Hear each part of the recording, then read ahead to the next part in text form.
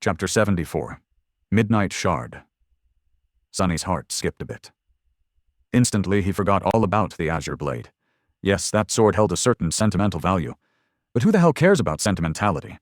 It came from a carapace scavenger, which wasn't bad at all for his current rank. Few sleepers got to wield awakened weapons.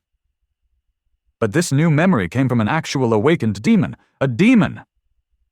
That made it an awakened memory of the 3rd tier. 2 whole tiers above the Azure Blade. There were 7 tiers in total, corresponding to the 7 classes of nightmare creatures, from beasts to titans. Strictly speaking, a higher tier did not always mean that a memory will be more powerful, but generally, the more advanced a creature was, the more unique and formidable memories it left behind.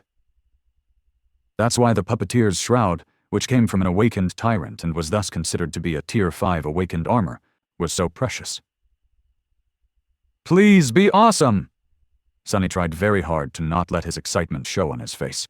Pretending to be nonchalant, he kept his voice even and said, "Really, that's good." Nephis took his hand, ruining all Sunny's attempts to appear calm, and closed her eyes. Hiding the startled expression on his face, Sunny felt a spark of energy travel from her body to his. It was just like that time he transferred the Starlight Legion armor to her, only in reverse. You have received a memory, Midnight Shard.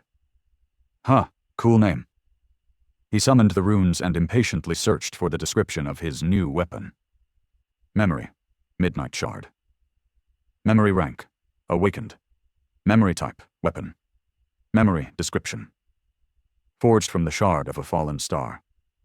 This stalwart blade is firm and unyielding. It favors those who are willing to fight to the last drop of blood and knows no surrender. Interesting.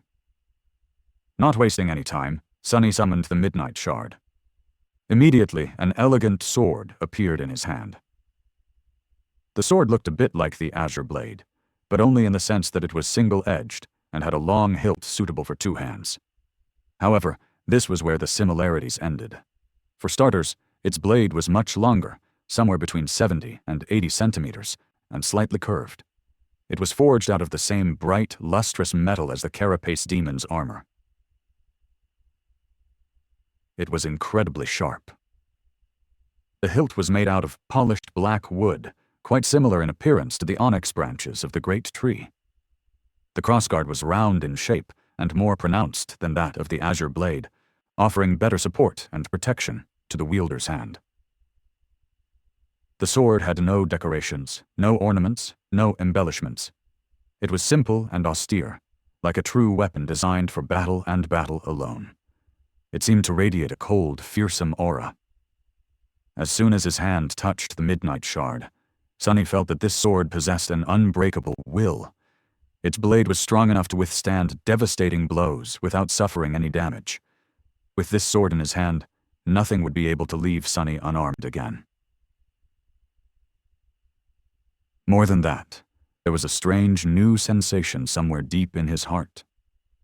When Sunny held the Midnight Shard, he could feel a subtle presence, as though there was a deep well of power hiding inside of him, just beyond reach. He couldn't quite understand how to access that power yet, but it was certainly real. I guess I'll have to win its favor first, but how do I do it? I'll have to experiment later. Admiring his new weapon, Sunny looked at Nephis and said, "Even I know what type of sword this is. It's a katana, right?" She studied the Midnight Shard and then answered, "Technically, it's a tachi. It's longer than a traditional katana and has a slightly different blade shape, but they're quite similar." A tachi. Well, it sounded nice anyway, and most of the principles he had learned with the Azure Blade could be applied to a sword of this type as well, since they shared the same foundation. The new acquisition wasn't quite enough to make Sunny forget about the loss of the Echo, but his mood did improve significantly. He liked the Midnight Shard. A lot. There was beauty in its simple, resolute design. It was understated and deadly, kind of like Sunny himself. It was a significant upgrade. Suddenly, a dark thought appeared in Sunny's mind. Glancing at Nephis, he cleared his throat and said after a bit of hesitation, It's a very nice weapon. Tier 3, no less. Are you sure that you don't want to keep it for yourself?" Changing Star was the one to deal the final blow to the Carapace demon, after all. By right, the memory belonged to her. But Sunny really, really hoped that she would refuse. Nephis shook her head. I already have a sword. It suits me. Inwardly, Sunny sighed with relief. Good, he thought. Makes you wonder, though, if she's unwilling to exchange her longsword for a Tier 3 weapon, then what is the tier of that silver sword of hers? He didn't buy the idea that it simply suited Changing Star better even for a second. She had told him herself that the principle of using these types of swords was basically the same.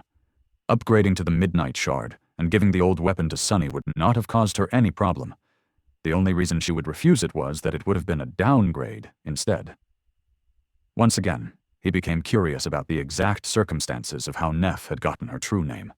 To receive his own, Sunny had to kill an awakened tyrant. Could it be possible that she had done the same? Or even something more incredible? But he was too tired to try and fish for information. They all were.